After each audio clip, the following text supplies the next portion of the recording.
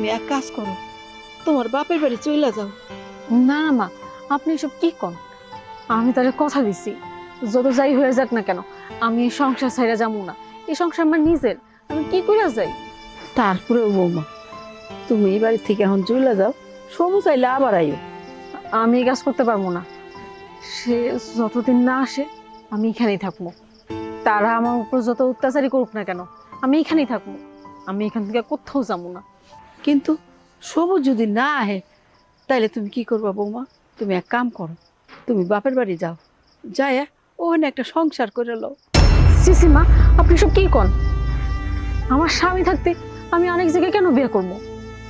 আর আমি তার জায়গায় আরেকজনে দিব, এমন কথা তো আমি চিন্তাও করতে পারি না। আপনি কি করে এই কথা চিন্তা করলেন? আমি এসব পারবো না। আমার বিশ্বাস সে একদিন ফেরত আসবে। সে তো কষ্ট করতে গেছে আমার আর আপনার জন্যই।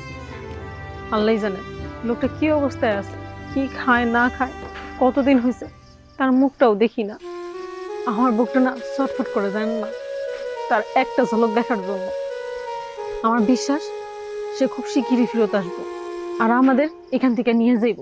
বৌমা, তোমার লেগে আমার অনেক কষ্ট হয়, সারাদিন তোমারে কুত্তার মতন খাটায়, এইগুলো আমি আর দেখতে পারতাছি না, আমার আর সহ্য হয় না। আমার উপর যত ঝড়ঝাপটে আসুক না কেন, আমি বাড়ি ঘর আমার নিজের সংসার, আমি ছাড়া কোথাও যাবো না। এটা তো আমারই সংসার। হ হ ঠিকই আছে।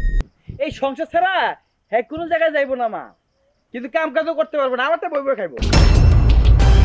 রোদে পুরবো, বৃষ্টিতে ভিজবো, হ্যাঁ এত পরিশ্রম করে টাকা আনবো, সেই টাকা তুমি বই বই খাইবা। আমার বউ যদি তোমার কোনো কামের কথা কয়, সাপের মতো ফোস করে উঠবা, কোনো কাম কাজ করবা না, তাই না বউ? সে সব